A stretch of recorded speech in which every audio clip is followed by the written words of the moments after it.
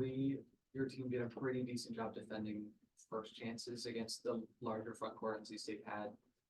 It seemed it became more difficult as the game went on. What is the challenge when you are defending a front court like that just has the Right. size? I think it's just that sustained toughness, right? Like I think they prove that they can do it, but it's like really hard work because it's not just physical hard work, it's mental hard work, right? Because there's triple switches that we have to do if one of our little guards gets screened. There's the battle that you have to do early when a shot goes up to make sure you secure the rebound. And they're such a good team. If you let that falter just by a second, right? Just a second falter, you're not going to get to capitalize on it. And I thought early on, I agree with you, we were like on it, right? Even our zone was moving and shaking pretty good. Our man-to-man, we were talking and moving. We have to find a way with this team to sustain that for 4 quarters. And I think we could be a dangerous team if we can do that. Like I think every team sees a piece of the best of us, but they don't see 4 quarters of the best of us. And that's just something as a coaching staff, we're going to continue to work on to try to get it out of our players. And it's something that I know our players want, but it's like in the heat of the moment, I don't know if it's second guessing themselves or if it's even fatigue. I'm not sure, but we just falter a little bit and it's disappointing. How hard is it to continue to push that message when, again, like you're right in the middle of the grind of ACC play?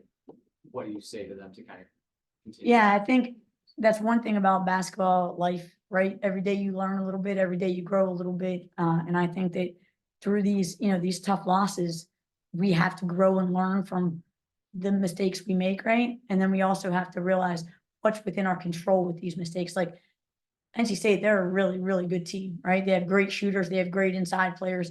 Coach Moore does a great job tactically with what he puts them in. So what can we learn and grow? There's a couple things we could take out of their book, right? But there's also, I thought we got a little bit like where we were trying, and it's because we want to make a difference, and sometimes I think that comes across as, oh, they're playing selfish basketball. I really don't. I mean, I know these players, they're not selfish, but I think they start wanting to make something happen so hard that then they start playing one-on-one basketball. Well, NC State's the team. You're not going to be able to play one-on-one basketball because they just converge.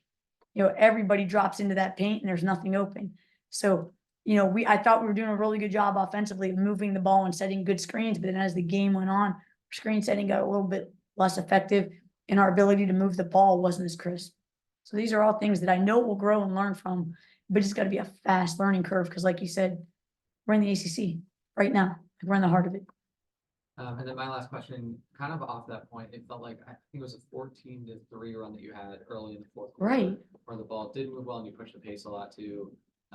Is that something that you asked them to do? And what I always ask them to do that, right? Like that's always our top 2 keys in this game was, try to not get beat on the boards, and that's going to take everybody's effort. Well, you see, we got beat on the boards. And the next thing was win the battle of transition. The transition battle, I mean, whatever they put on this is never right? Because I don't know how you guys calculate fast break points, but I don't think we beat them in transition. You know what I mean? And so those 2 things had to be there, and then we talked about controlling our slides and our help defense and to be there for a charge. And you saw like we just weren't there. We just didn't get to, and then when we did get there, it was tactically wrong. We were like on help side, helping off strong side, and then they get the kick 3.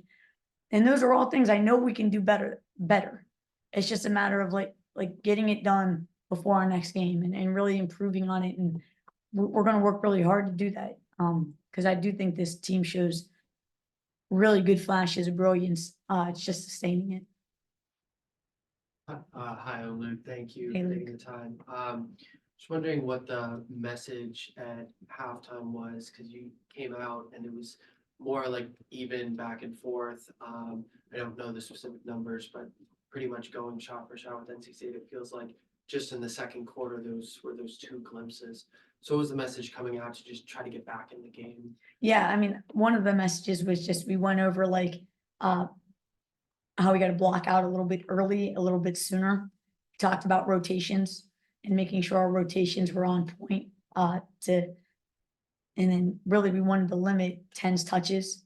Actually had 17 first half points. So the little adjustments we made there. adjustments offensively was that we talked about, because we kind of got out of running offense there for about 6 minutes in that second quarter. So we talked about getting back to what our bread and butter is, setting great screens and doing, and I thought we did that for a good portion of that third quarter.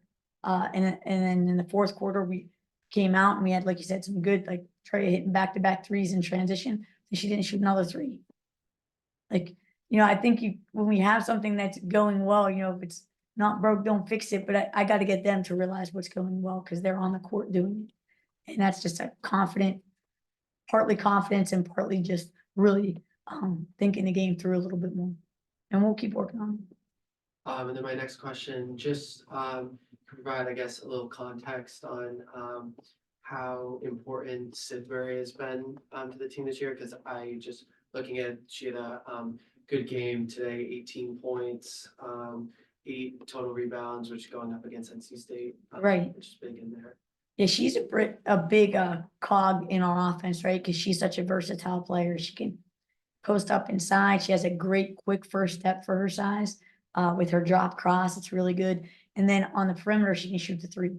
So she's got that like 3-level scoring ability to her game. So we try to capitalize on that as much as we can on offense.